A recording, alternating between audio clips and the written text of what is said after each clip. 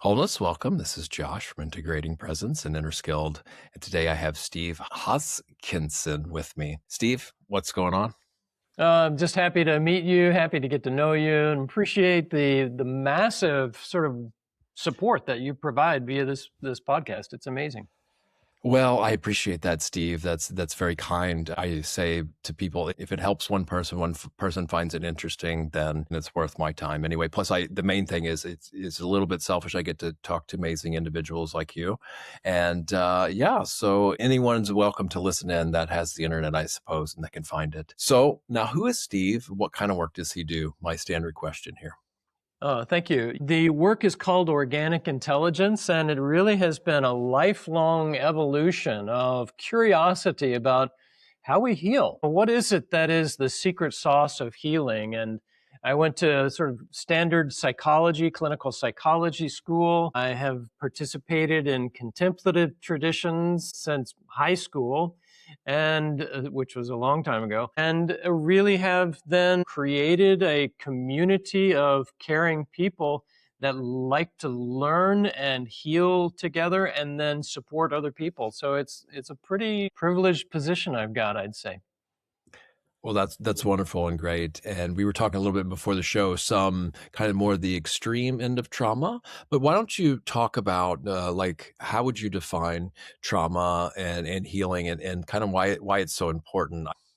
It's a beautiful question, and it gets right at the heart of why organic intelligence. Because, I for over 17 years trained in the world of somatic trauma treatment internationally, and came out of that with a concern about how treatment could actually do no harm. And so it just that there were times when it just seemed like things were too intense and really not organizing. And I found eventually by working in a way I'm sure we'll talk about, it really became much more kind, much gentler, and remarkably more healing. And from that, I came with a definition of trauma that is this: trauma means unintegrated resource. Like trauma means unintegrated resource. And that just says that whatever we've got going on, there is almost a hidden aspect of the experience that is right there ready to come forward and bring us back into better being and the experience of wholeness. That we define that actually in terms of like biological organization. I feel like we are working right where trauma starts, which is in the middle of the biology. And so we are trained to recognize, we train our coaches to recognize how that biology is already sending messages of its own healing and reintegration. And we just listen for that kind of with our third ear, and then we reflect that back. And it could be a sensation like the hand on the cheek. It could be like seeing a butterfly outside. It might be the image of like, my grandmother there. These little notions that in psychology, I used to say, oh, they're avoiding their pain. They're diverting the attention. They're trying to get away from the real thing, is actually the star of the show. And once I began to say, maybe those things are meaningful, maybe they are intended as a support, once I began to pay attention to those, then this whole opening showed up in which people don't have to delve into their past trauma, but we can just have a normal human conversation like you and I have been having. And within that are emerging the resources that would put us back together again.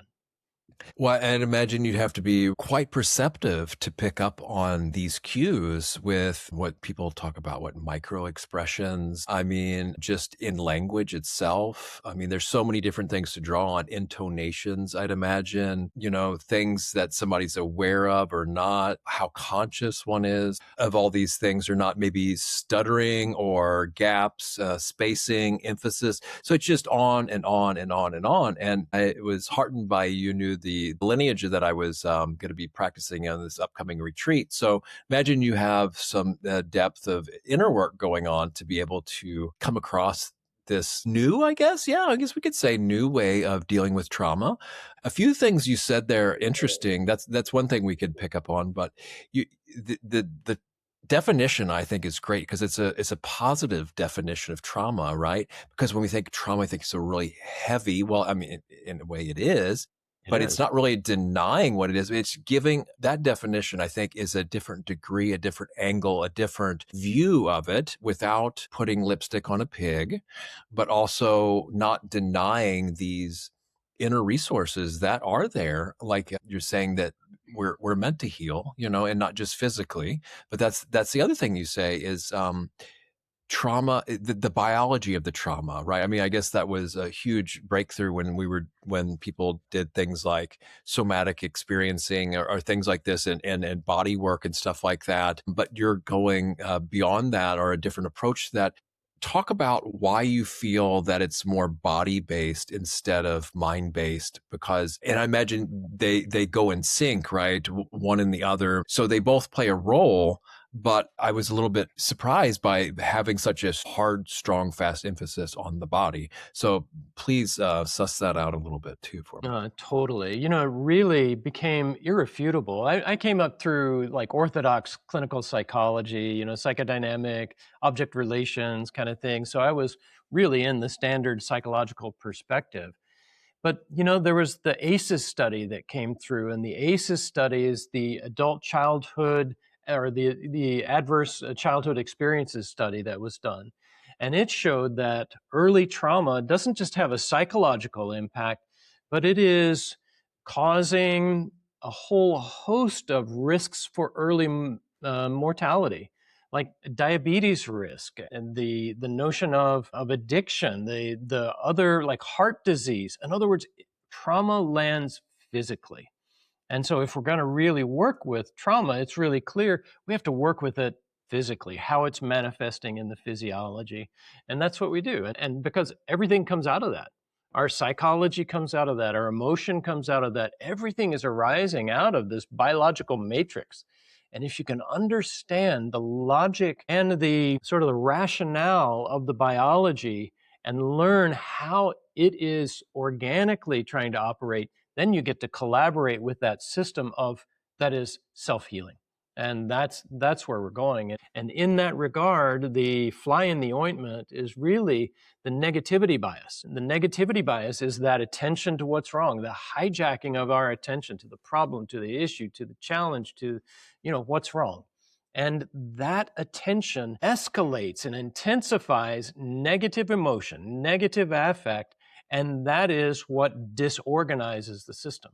So to think that our treatment needs to go back into that negative space is understandable, but I think it's misguided. There are instances, I taught in somatic experiencing for 17 years, so I certainly know that somatic approach, but is unnecessary and is an unnecessary risk to harm by taking people back through that negative intensity, because there's the risk of re-traumatization, and secondly, it's just not necessary. It's not what the biology wants to do to actually heal.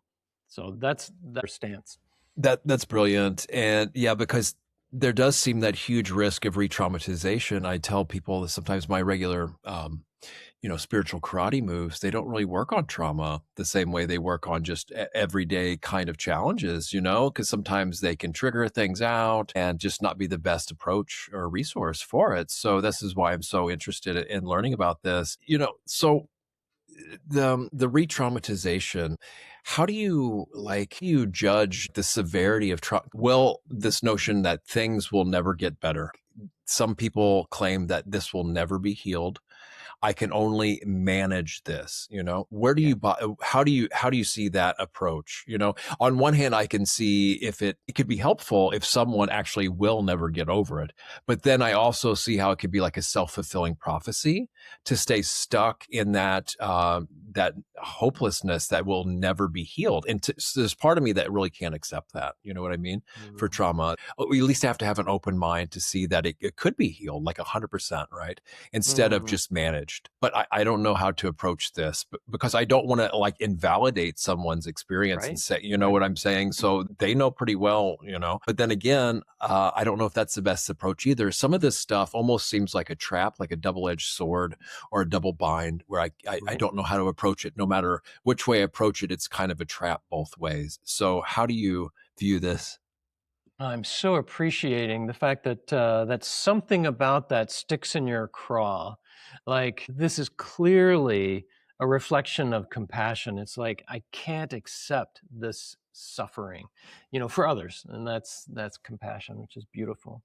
How we approach it is this, and you've hit the nail right on the head, which is staying stuck. And so we suggest that in the biology that there are distinct agendas.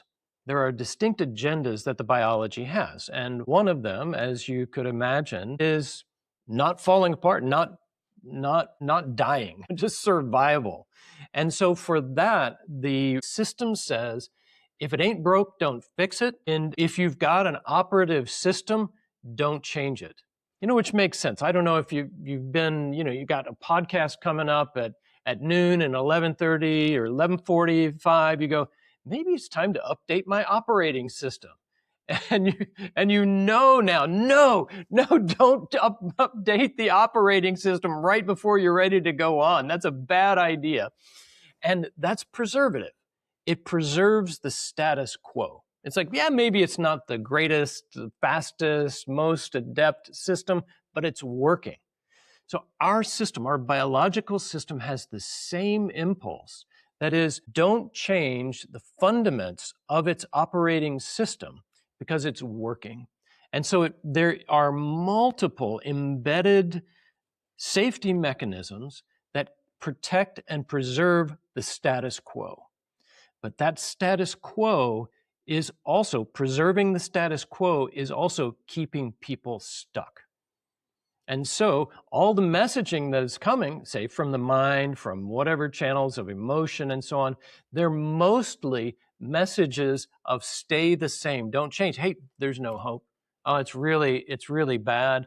I've had this all along.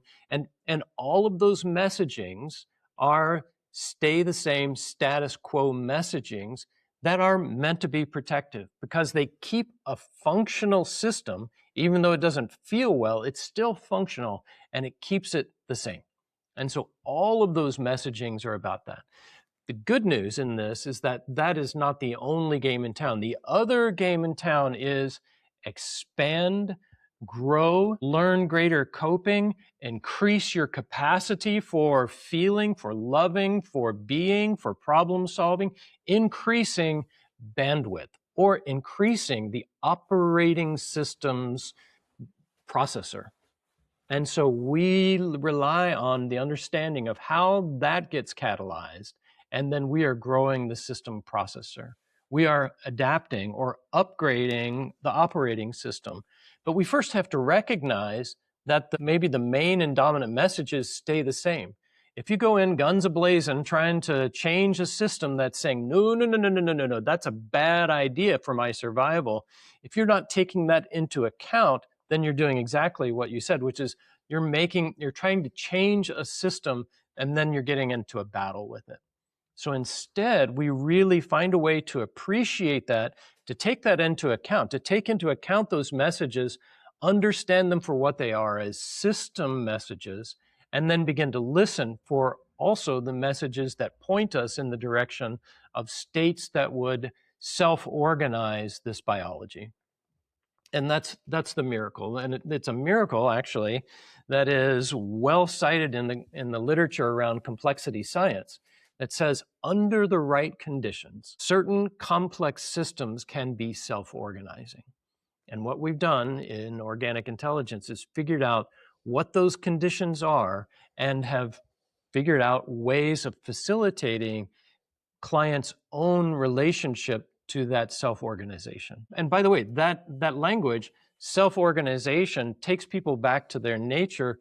And in Buddhist language, to us, those are the postcards from home, the messages that are the reminders of our true nature. And it's just kind of a minor mystery, at least to me at this point, how that self-organization happens. That's incredible how things can just kind of be healed. I don't know, defragmented. And maybe coherence is another kind of hot buzzword right now, which is a great word as well, coherence. I could imagine, I've heard this saying I really like. There's three different types of people. There's a lot of those sayings, but there's those who can see, those who can't, and those who can see once they're shown. And I could imagine, like, as you were just talking there, how things, oh, yeah, this is a protective mechanism. We don't want to, rock the boat if this is serving well. But once people realize that and they can value it, or I don't know about people, but for me, once I could see, oh, yeah, this is what's going on, I can go within. And, once I have the time and space set aside and I have the interest and can see the value in it, then we can go in and start, looking at the operating system and system performance, or whatever, we're going to use these computer metaphors. So with that, let me just play devil's advocate, and that word kind of sucks as well too, but that's just is what it is. But so, like, Steve, what about toxic positivity, Steve? This is real life, especially, maybe some Buddhists or something where this is suffering here, stress. We don't want this toxic positivity all the time. Life isn't all that good, come on, get real with me. What's going on here? Can't we, you're not seeing the truth of the nature of reality here, because things aren't all that peachy cream all the time, Steve. So, what's going on? Maybe you're not eating the same Cheerios I am in the morning or something here. Sorry, I'm just really pushing it here. I should stop 2 minutes ago. I would say amen to that. Yeah, because the point is not to get away from reality, but to have the bandwidth to be with it. And we have an organismic process that knows how to increase that bandwidth. And so it's just that the expansion of bandwidth happens through what you would think of as the set points of intensity. So you increase the intensity to what we call this organic threshold amount, and that catalyzes intensity process writ large. So it's like, okay, you've done like the 5-pound dumbbell, and then you got a training effect, and now you can do the 10-pound dumbbell. Though it's not pounds, it's intensity. And the amazing thing to this is that intensity threshold is obtained through positive intensity. That is, through excitement and joy and interest and curiosity. And, those positive arousal states is what takes things to the next level without going over, because there's no second arrow there. There's no reaction to it. It's simply just coming up. Oh, I'm excited. And then I rest. And it resets when you can hit that ideal threshold. So the point of that is exactly that we can be with the world as it is, for as cruel and as beautiful as it is, by growing our capacity, growing our bandwidth to have equanimity in relationship to it all. And that's strictly also at first a function of our bandwidth, not a function of our training toward equanimity. There's plenty of room for training, but what it needs to rely on is a certain level of biological organization and the remembering of how to do that fundamental oscillatory process, that acceleration, deceleration process, which is this basic process, right? You breathe in, heart rate goes up, you breathe out, heart rate goes down. And that oscillation in all of our systems is what makes us an organism. When we're synchronized, and you could call it coherence, but we are synchronized in our oscillatory process of waking and sleeping, of light and day, of basic rest and activity cycle, of acceleration and decel, that's everywhere. And when those begin to sync up, they sync up through the cycles of unique intensity and de-intensity. That's our jam.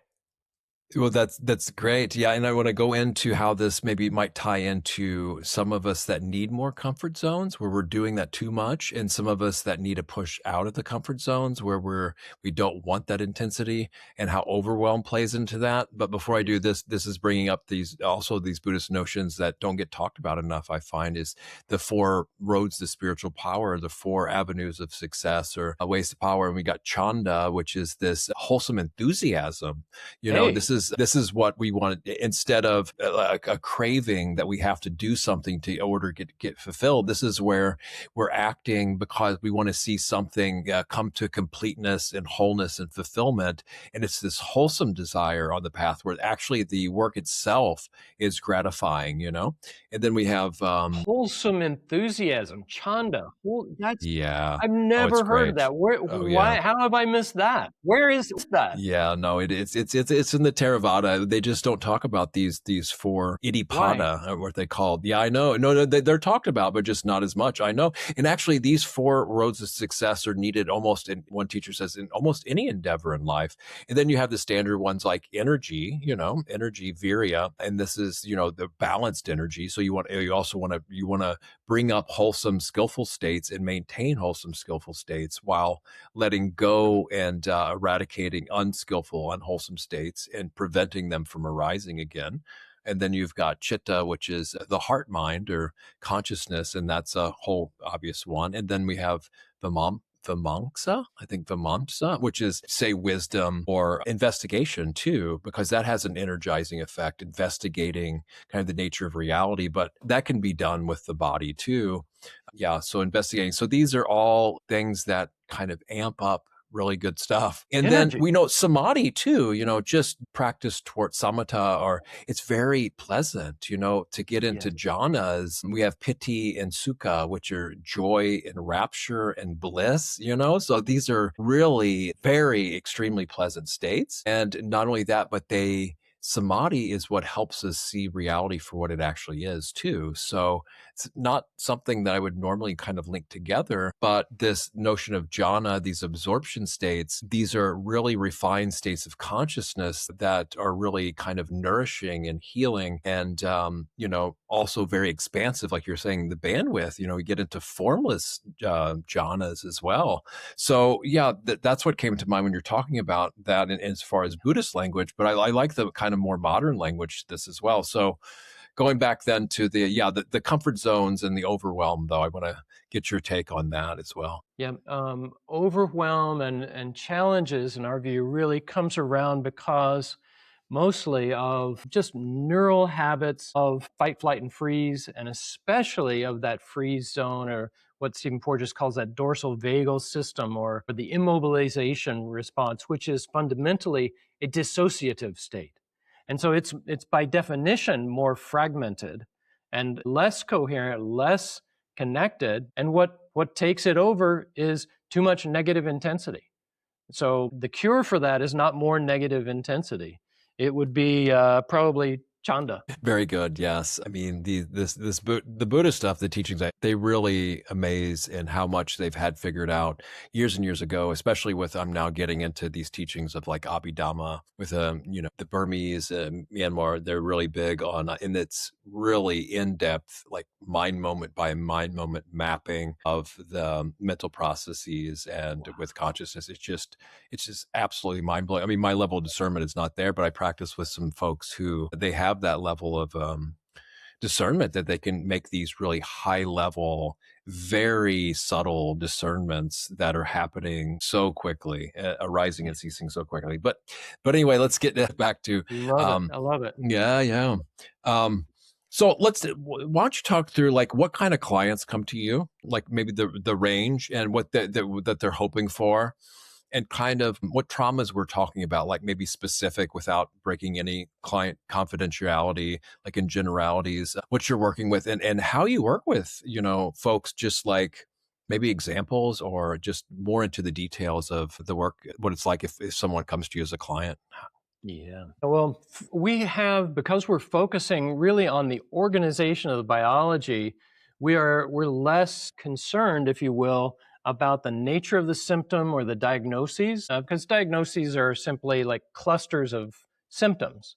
And what we're looking for overall is some gauge on that system's ability to do the oscillatory pattern, and like how fragmented it is, how easily, you know, that the respiration comes in and goes out, and how the energy comes up and goes down, and how well the entire system is coordinated, and how, you know, the various systems, skeletal, muscle, fascia, fluid systems, the mental system, and the emotional system, how interrelated they can be. We're a network. And so if that network is fluidly interrelated, we think, okay, that's a more wholesome, or that's a more healthy system. And when we see a system unable to handle intensity or actively like push against like new thoughts, new concepts, new feelings and sensations, then we have a sense like, oh, it's protective of something. So in the end, we work with everything, but we in particular train our coaches in the first year of our training. We train them purely toward post-trauma growth. And so clients are coming in because they are looking for that experience of like next level performance. And so that's a good start for our clients, because not everybody is trained with and for, you know, complex psychological issues. We have a lot of therapists that train with us, but for those that are not, we're really sticking quite closely to a protocol that really begins with do no harm. And so our first work is always attunement. Our first work is always just being with the person where they are. And within that, we will simply recognize what are the signals of their system that is heading into a growth zone or an expansion zone. And then we just become interested and we reflect that back, and we allow a reinforcement of states that are more organizing, and just do that repeatedly. And it might be a moment of a pause. It might be a moment of a deeper, more spontaneous breath. But we don't do it in a protocol of like, okay, now like usual therapy, like, okay, what is it we're going to work on today? Or what is the issue that you're really struggling with? Or what's the trauma of the past? How shall we get at that? We begin with an everyday conversation instead of a trauma-focused, problem-focused issue, which just reinforces the what's wrong attention and the negative intensity. We begin with like a normal everyday conversation. Like, oh yeah, you're in the UK right now. What are you doing in the UK right now? And you're heading off to a retreat, and you're going to end up in Copenhagen at some point. There's just so much of life to talk about, but who's talking about it? Who's talking about it is the biology. And we're going to speak to that biological system while at the same time carrying on a completely normal conversation. So it's this two-level conversation that we are with the person where the content is, not driving it through what's wrong. And in the meantime, underneath, the system is always showing its signs of greater intention for healing. So when you're talking about Chanda, I take a listen. When you're talking about, love and relationship, I'm super interested. When a smile creeps across your face, I'm going to enjoy that with you. And all of that affect and all of the building of that positive energy is the energy that ultimately is transformative. It's not just a good time, although it is a good time, but the point of it is that organic threshold of positive intensity that is the training threshold for the growth of bandwidth. So example would be friend from our community, Ryan, who was suffering from OCD, or had been described with OCD, and said nothing had worked. Nothing had worked until he came into OI, because in OI, we are in organic intelligence. We say we begin not with an inner sensitivity or inner awareness. We do this really paradoxical framing, which is the first move is exterior attention. That is, we begin with a mindfulness of the world about us, because neuroscience is really clear right now that the brain is the predicting brain. The brain is making predictions about what's coming. And if it doesn't have any data from the environment, it's just basing that prediction over what's inside, which is what's from the past. And so instead, we're feeding the brain information of the current moment in the environment, and that it is adapting, it's adapting the historical information with the current information, and then creating a new prediction about what's actually coming. So if you're in the Arctic Circle and you're thinking you might walk out that door, then one, you're just going to be smart. You're going to put a coat on. Two, your metabolism will warm up. It'll begin to do pre-shivers.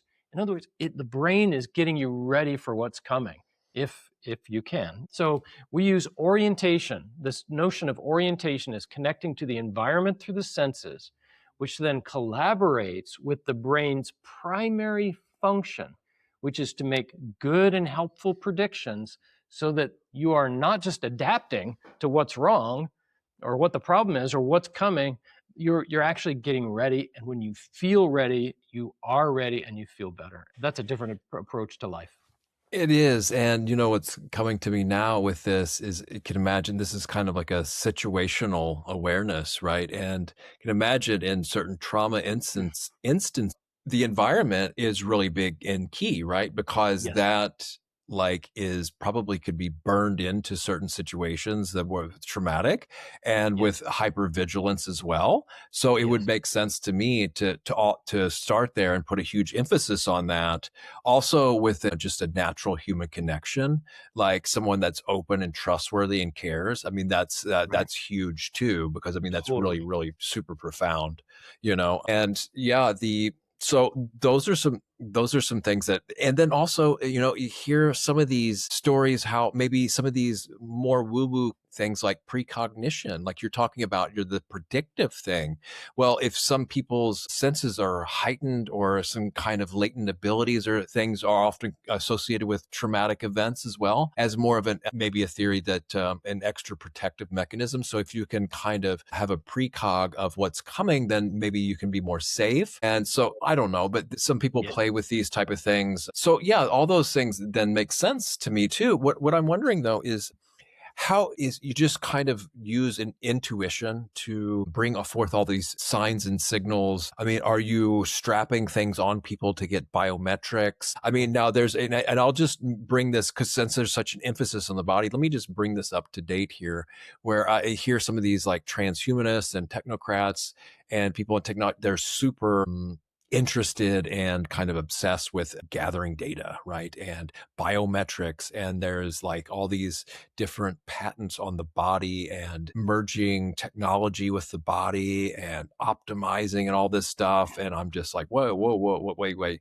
This is really interesting stuff. And then, so that's one aspect of it. I would say that we are called organic intelligence for a reason. And we have a profound trust in the wisdom of this organism. And I also agree, however, that the fracturing of our wholeness through trauma is opening. What is it that Leonard Cohen says? That's how the light gets in, And so this openness and this extra sensitivity needs to be met with boundaried support and the return of boundaries. That is, to be able to have this sense of extended being and the sense of recognition, intuition around safety and non-safety, but ultimately simply the freedom to move through life. That's what we're looking for. And orientation in particular sends that brain the message of how things are. And mostly when we're moving through the world, it's okay. But we have inner mappings, just like you say, inner imprints of the past that say, really not so much. The environment is dangerous and scary. And so people with trauma it is well known that they are either recognizing and seeing danger where there is no danger, or they are not seeing danger where there is danger. And so orientation is this tethering into reality that really helps the brain seat itself into the present moment, so that then we can feel ready for whatever is coming without pre-anticipation either.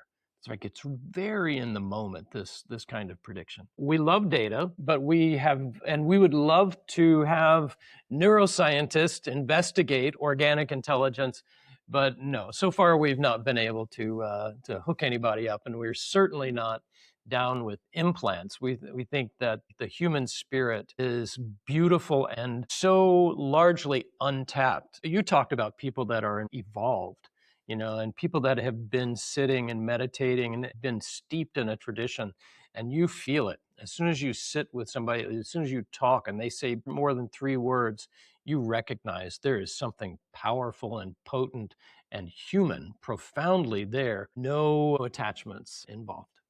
Do you have any notion to turn this into more of a definitive science, or that's just kind of a waste of time to do something like that? I love science, actually, because it's about bias and it's about eliminating bias. So I have a bias toward different things. And so to be able to get really data that suggests like what's happening in OI, what's happening physiologically, we would love that. And the science that we lean on for everything that we do is well established. So, there's a book by Stephen that was edited by Stephen Porges, Grassman, and Stapegia called Somatic Approaches to Trauma. And I wrote an article in there called Post-Trauma Growth Guidelines and Guardrails. And I enumerate much of the science and the neuroscience that shows why this approach is backed by science, including the fact that orientation, for instance, is what is called, and this is a study by Nenning, Nenning, and others, called it the primary organizing gradient for the brain. Part of the primary organizing gradient for the brain. So something simple that we've been using for 20 years is also now being discovered in contemporary neuroscience. And so we're loving that. We feel like it is well substantiated within the realm of common science. For instance, enough. Don't get me started on the science bit. Yeah, I'm sure you probably very well familiar with all the literature and studies. So that's great. Yeah, we've got that. There is a lot of scientific research done in this areas too. So fair enough. And people can read the article. There's on our website, organicintelligence.org, there is another article. So people can just reference that if they would like to join me in geeky science hood.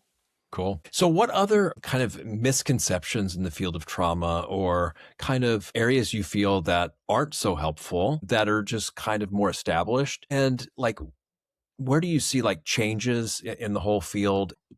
The biggest one is, there are several that we've alluded to. One is you got to feel it to heal it. And so that's a thing. The whole trauma focus, we think, is misguided. It's leading people and it's priming biologies to head into greater intensity that ultimately is disorganizing.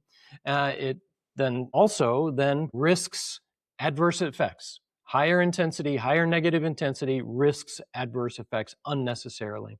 And then the other piece is that much of our meditative traditions and our therapy traditions are going, look inside, examine your thoughts and feelings and sensations. We say first, stability, look outside, because that's going to bring balance to a system that has been overwhelmed. And so it needs that readiness and that preparedness and that tethering into the here and now. So I think those are, and then lastly, we grow through organically arising, client-produced, positive arousal states. That's where I'd go. That's beautiful. So do you have any kind of advice to kind of get from what you said, where it's kind of gone too far into that, too far inside almost, and how to reorient or rebalance? I mean, one of the classic meditation challenges for some people is integrating on the cushion into daily life, right? And then it can be done vice versa too. But that's a common thing, especially amongst deep practitioners there. I think that to focus on, again, the organically arising states of orientation. All we are doing mostly is reflecting back to the client states that they are unaware of. Freud talked about manifest and latent content, and most of the organizing information is latent and non-conscious. So it needs to be reflected back to people. It's happening all the time. And if people get orientation on board, then these resources start arising more obviously and are much easier to begin to reflect and be received by the client, where they begin to do what they are meant to do for the biology. So that's a big deal. The other thing, and I think this is really a thing, and it's maybe a Western thing. There's so much. I think Chogyam Rinpoche would call it spiritual materialism. Like, I want to achieve these higher states. I want to get to and there is a scampering after that. And so there's a liturgy from Mingyur Rinpoche in the Tibetan tradition. And he says, I rest naturally without fabrication in my basic nature, not meditating and not distracted in uncontrived ordinariness. Huh. That. In uncontrived ordinariness, without fabrication, all of this doing, right, that we are caught in, and it is a web, it is a tangled web that keeps practitioners, especially, bound for way too long. It's great. Zen's actually really good at this too. In the West, this striving kind of Protestant work ethic. It serves us well in some areas, but when like more contemplative traditions, it's kind of not the right way to approach it a lot of times. It reminds me of this old Zen story where somebody goes to the Zen master. I've said this one before. It's like, okay, I want to get enlightenment. How if I try real hard, how quick will it be? He says something like 10 years. I don't know the exact thing. This one, right? And I'll just finish it though. And he says, okay, when I really try hard, I double down, do all the effort and, really give it all I got. And he says, okay, 20 years. Wait, what? Wait, you're telling me more? He said, oh, for you? 30 years. For you today, I got a deal. So that, there's a lot to say about that. And I just a really brief practice in South Korea. And yeah, I don't know, the East-West. I mean, it's almost like maybe some Eastern, they need more efforting and pushing, where the West kind of needs more relaxation and ease. But then again, there's laziness in all ways and forms too, but there's also a lot of unnecessary striving and burnout, over efforting, and not very helpful to ease and well-being as well. I think we'll start to wrap up here. We talk about resourcing and what little trauma training I've had. That was a big thing, resourcing. So could you just go off a list of like what some resources that people can draw on? And I think this is a really good opportunity to show like the positive side of this, what is possible on the positive side. Yeah. Yeah, the biggest one is to probably recognize where your attention naturally contacts the environment. So where the attention naturally contacts the environment through the senses. Like, that's our orientation. And if you walked into the room without, tripping over your chair, you're oriented. So again, it goes back to this pre-existing nature that we have, that is this wholeness of Buddha nature, for lack of a better term. That's it.